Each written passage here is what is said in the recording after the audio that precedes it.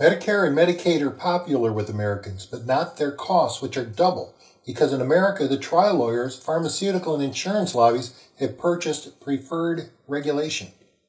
The transparency of liberty will sharply curtail the buying of Congress and the President, removing the privileged status of these medical and legal parasites of faction. We may blame Republicans for being uncaring, but we must blame Democrats for passing programs that can never be delivered because they lacked the moral courage to turn down the lobbyist money in exchange for a preferred status. The result will have Medicare and Medicaid costs further cutting the national budget. Taxes do not create wealth, only its transfer. Liberty, by creating a new Congress elected by the true consent of the governed, will enact new tax laws that focus not on higher tax, but higher investment. The only increase in taxes should be on excessive passive income reaching as high as 90%. To avoid the tax, one simply needs to put their money to work in direct investment in new companies and new jobs that create new wealth. The only ones harmed will be those most likely to have stolen too much during the financialization of America and are unable to comply. Liberty as foreign policy ends the era of the neocon military offensive across the globe that has drained America's treasury. Every president since 1988 has been a neocon and supported a covert Cold War II based upon enemies created or imagined whose only purpose is to trick the people into granting them more broad tyrannical powers. A liberty-based foreign policy is one that wields liberty as its primary weapon, aimed at the tyrant's greatest weakness, its people yearning for the freedom and the shared real wealth creation inherent only in liberty.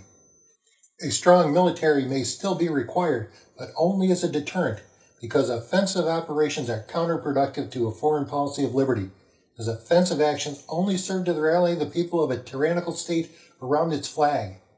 It is a policy of talk softly and carry a big stick, creating incredible savings because the nation's armed forces are no longer embroiled upon an endless offensive military campaign with no end. Two major adjustments must be made to unwind America from the neocon-created Cold War II. The first is the Faustian bargain America has forged with Saudi Arabia. America's support of the kingdom has made us the enabler of an expanding al-Qaeda fighting force created by the two-faced Saud Wahhabi government to restore the Ottoman Empire, sustaining a 1,300-year-old bloody affair that has interrupted civilization in the past. Secondly, America must respond to the currency war China has been waging against our shores since 1994, whose result is stripped manufacturing and jobs from America in order to support the survival of the worst unsustainable tyrants in the world, and one that enslaves an entire nation.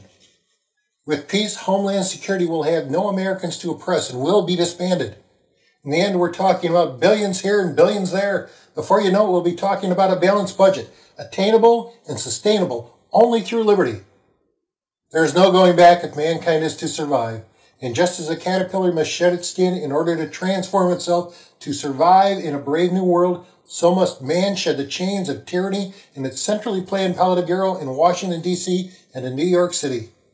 America must brace the freedom and wealth of liberty or die, and our civilization with it.